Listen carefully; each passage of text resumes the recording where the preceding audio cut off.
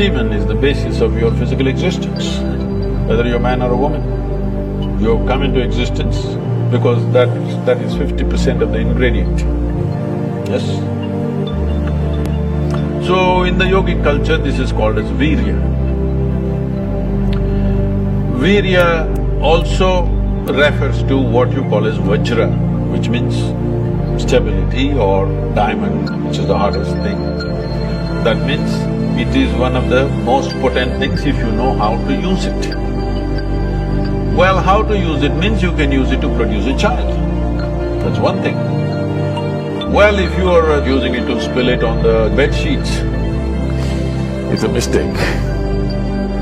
Sin is too strong a word, maybe it's a mistake. So too many mistakes are being made in the world, no question. Now this is a fantastic device to keep people enslaved forever. This whole thing goes into more grosser and grosser states. Lust is not just about opposite sex, shopping is lust. Because you have to go towards something, only then life will be complete. Every desire is lust, because without that I cannot exist. I want that, because only when I have that, this will be complete. It may be a thing, it may be a position, it may be power, it may be sexuality, it doesn't matter what it is. Essentially, lust means it creates a sense of incompleteness within you and a longing for something that it makes you feel if you don't have that, you're not complete. After all, everybody in search of joyfulness, isn't it? Knowingly or unknowingly. Yes or no? Yes. Because you could not find joy, you settled for pleasure. Pleasure is not joy.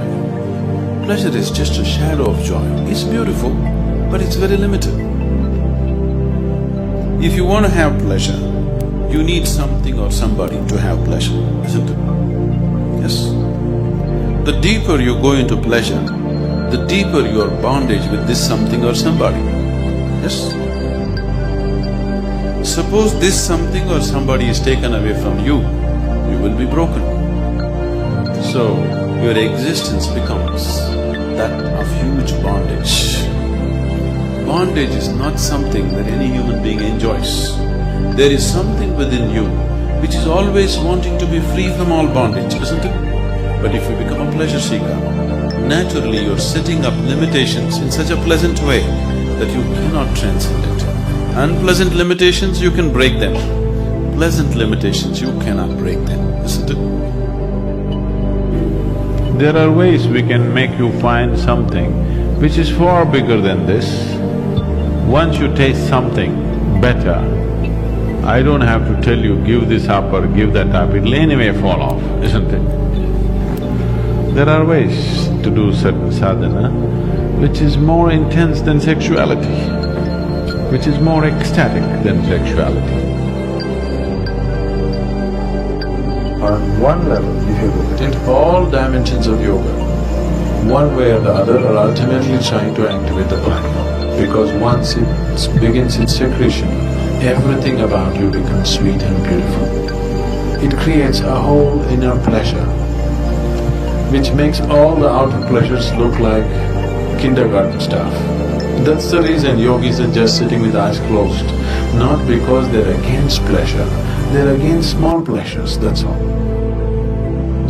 So somebody said, take time off from those things and see if this could be internally generated, and then being with people will become more out of your love than out of your need, which is definitely a better way to be with people, isn't it?